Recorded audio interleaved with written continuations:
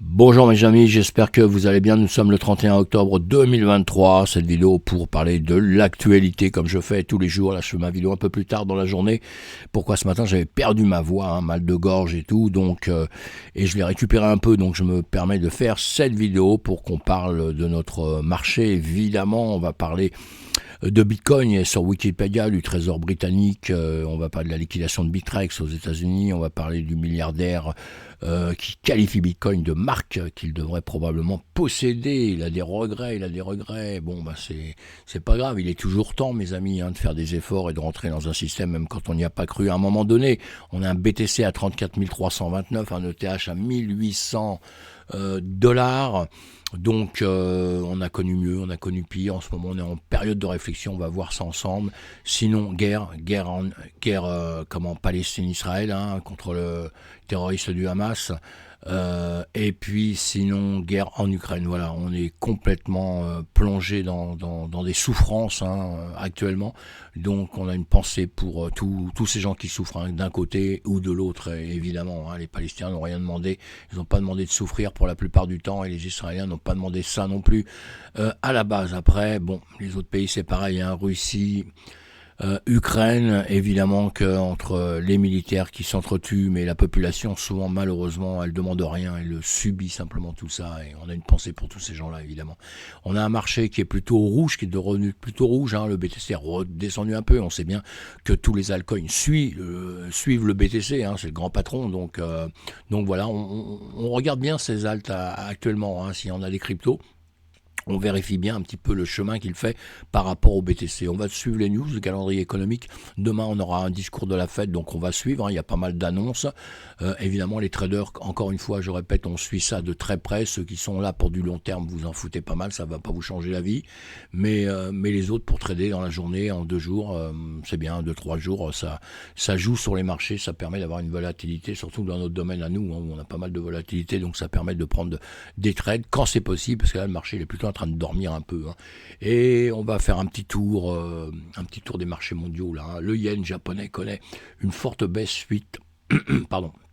suite à la politique monétaire inchangée de la Banque du Japon, tandis que les actions européennes et américaines montrent des performances mitigées. Le marché suit également de près les tensions au Moyen-Orient, évolution du dollar américain, évidemment. Le yen japonais a chuté de manière significative après que la Banque du Japon n'ait fait que des changements mineurs à sa politique monétaire. Donc ça n'a pas plu à grand monde. Voilà, cette décision a déçu certains investisseurs, mais a également mené à une hausse des actions locales et des bons du Trésor américain. Évidemment, et là, le BOJ s'était engagé à contrôler la courbe des rendements, indiquant que 1% était un point de référence. Ça n'a pas plu vraiment à tout le monde. Et sinon, l'Europe et les États-Unis, les marchés européens connaissent un mois difficile, avec BPPLC en baisse en raison des bénéfices inférieurs aux attentes. Aux États-Unis, les contrats à terme sur actions ont légèrement reculé avec les gains du lundi à Wall Street. Et le pétrole, on surveille le pétrole aussi. Le pétrole continue de grimper après la chute provoquée par la guerre au Moyen-Orient. Évidemment, tout ça, ça reste au centre de nos attentions, on fait très attention à ça parce que évidemment on sait bien que le pétrole a des répercussions après sur beaucoup de choses. Donc voilà pour ce petit tour comme ça, on va avancer, on va regarder ça aussi sur les graphiques ce matin. Eh bien là on a le DXY qui a repris un petit peu, on est en 1 heure de temps là, qui reprend un petit peu de vigueur. On a le yen japonais comme je vous disais tout à l'heure, vous voyez, qui a bien baissé. Voilà, tout ça on voit ça entre nous, pour ceux qui sont intéressés évidemment. On perd pas de temps sur cette vidéo là. Avec ça, là le DAX, le 440 depuis ce matin, eux étaient plutôt légèrement en hausse.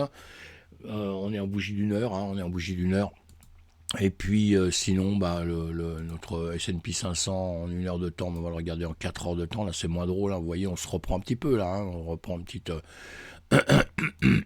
hausse. J'ai du mal à parler, mais ça va se faire quand même tout ça. Et donc voilà, bougie d'une journée plutôt en hausse sur la S&P 500. On verra comment va se passer le marché cet après-midi. Mais plutôt avant, on était plutôt en train de descendre, évidemment. Et le BTC, notre BTC, travaille sur une zone, on le voit très bien ici. Hop là, non, ça, on voit très bien ici. Vous voyez, les bougies les unes à côté des autres, même si ça monte un peu, ça reprend, ça relève. On voit ça sur une autre vidéo ensemble, mais on est en train de se poser des questions. Alors attention à cette zone-là, cette zone-là qui peut être un petit peu chaude. Je vous explique ça sur une autre vidéo, mes amis. En attendant, la page Bitcoin sur Wikipédia enregistre le plus grand nombre de vues depuis juin 2022 dans un contexte de rallye en cours. Alors ça, c'est toujours bon signe. Ça veut dire que les gens s'y intéressent énormément. Donc c'est pas mal. C'est pas mal. Et psychologiquement, on a besoin de ça. On a besoin parce qu'on sait très bien qu'à un moment donné, les marchés ont bougé un peu puisqu'on a des investisseurs qui sont déjà rentrés dedans à cause des ETF qui vont démarrer dans quelques temps. Évidemment que ça va pousser un peu à la hausse et ça va entraîner évidemment une tonne de gens. Et donc ça fait partie des petits signes qu'on aime bien avoir. Voilà. Donc petits signes comme ça simplement. Allez, le Trésor britannique publie ses propositions. Finale pour la réglementation des actifs crypto. Le Royaume-Uni annonce son intention de mettre en place des règles de régulation pour le secteur des crypto-monnaies, exigeant que les acteurs du marché obtiennent des autorisations avant de fournir des services aux consommateurs. Ils sont dessus depuis pas mal de temps. Les crypto-actifs, bien qu'encore une petite partie du système financier mondial, suscitent des préoccupations liées à leur impact sur la finance traditionnelle et à la protection des consommateurs, en particulier avec l'effondrement de l'échange des crypto-FTX. Tout ça, on nous rabâche ça à longueur de temps parce que FTX s'est effondré. Bon, maintenant, attention, on a Binance, mes amis. On a Binance qui bat de l'aile en ce moment. Attention, je ne dis pas qu'il va s'effondrer, moi, mais j'ai toujours la même discussion là-dessus, mais attention, protégez-vous, faites très attention quand même. Pourquoi ? Parce qu'il est quand même en faiblesse, en situation de faiblesse actuellement. Donc ça, c'est très important dans la finance. L'Union européenne a déjà commencé à mettre en place des règles pour les marchés des crypto-actifs, encourageant les entreprises du secteur à s'installer dans l'Union européenne pour bénéficier de la clarté réglementaire. Ouais, ça, entre guillemets. Le ministère, parce que vous savez que les crypto-actifs peuvent travailler dans le monde entier. Donc il y a beaucoup de sociétés qui vont partir dans des endroits où ils vont être beaucoup moins embêtés que dans d'autres où malheureusement leur entreprise, on leur coupe un petit peu les ailes à la base. Donc c'est tout le temps le même. Il faut bien imaginer aujourd'hui que nous sommes dans un monde, j'allais dire un monde mondial, oui, c'est un peu bête, mais pour les entreprises aujourd'hui, il est beaucoup plus facile d'aller travailler dans n'importe quel pays au monde que moi quand j'étais jeune, où c'était moi je l'ai fait à une époque, évidemment, mais c'était très compliqué. Maintenant c'est ce qu'il y a de plus simple au monde. Le ministère britannique des Finances annonce que les entreprises opérant dans les crypto-actifs devront être autorisées par la Finance Conductor Authority, la FCA, on connaît ça. Les nouvelles règles couvriront divers aspects, y compris l'offre de crypto-actifs, l'exploitation de plateformes de négociation, les échanges de crypto-actifs contre les devises et la garde de ces actifs. Voilà.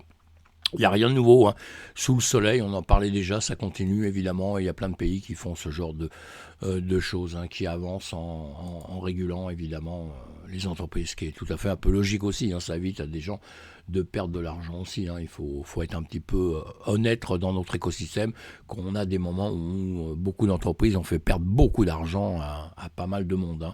Bitrex.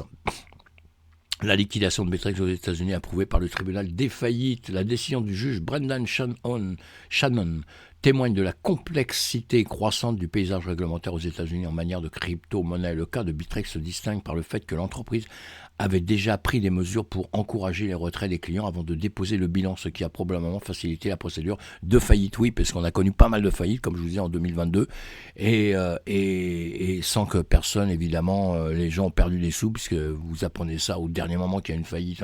Eux, ils ont eu un comportement totalement un peu différent, puisque ils ont encouragé les clients à retirer leurs fonds avant de déposer leur bilan. Donc c'est pas mal quand même.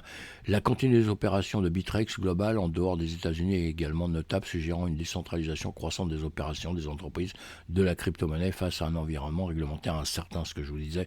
Un point intéressant est l'abandon de comptes avec des petites sommes d'argent en raison de processus de vérification de l'identité jugés trop instructifs par certains utilisateurs. Cela souligne les défis auxquels sont confrontés les plateformes de crypto-monnaie pour équilibrer la conformité réglementaire avec l'expérience d'utilisateur. J'ai vraiment mal à la gorge. Incroyable mais vrai. Allez, juste une petite news et après on arrête. Et là, on a quoi? On a un milliardaire et ancien gestionnaire de fonds spéculatifs. Ce monsieur-là qui s'appelle Stan Druckenmil a révélé qu'il ne possédait pas de Bitcoin, bien qu'il considère cela comme une éventuelle erreur de sa part. Il a exprimé son point de vue lors d'une conférence à New York en disant qu'il voit le Bitcoin comme une classe d'actifs similaire à l'or, mais qu'il préfère personnellement l'or. Il a le droit. Mais vous voyez, il commence déjà, on en a plein comme ça qui commencent à voir les choses un peu autrement, un peu différemment, hein. Et effectivement, l'or, c'est quelque chose qui a déjà fait ses preuves, là, hein. Alors, c'est normal qu'un peu tous les gros investisseurs qui sont dans ces domaines-là, évidemment, qui le protègent et qui ne veulent pas aller partir sur uniquement le BTC. Mais encore une fois, je répète à longueur de temps, on ne met pas tous ses œufs dans le même panier. Alors même si vous avez de l'or, vous achetez un petit peu de Bitcoin et puis voilà, dans ces cas-là, c'est une chose à faire. Et je pense que la plupart des gens vont le faire dans quelques temps, quand le marché va reprendre, évidemment. Et voilà, ce moyen on s'attache à ses actifs.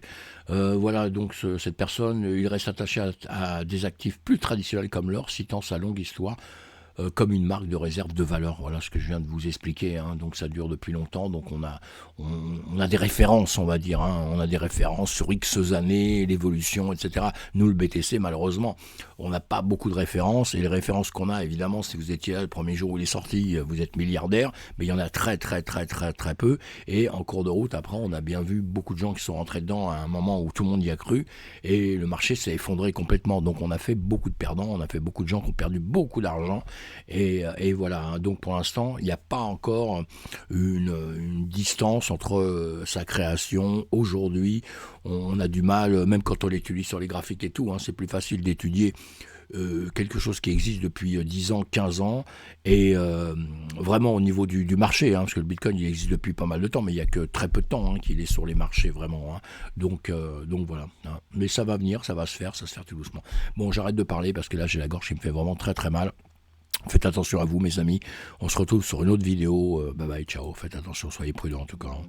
Soyez prudents.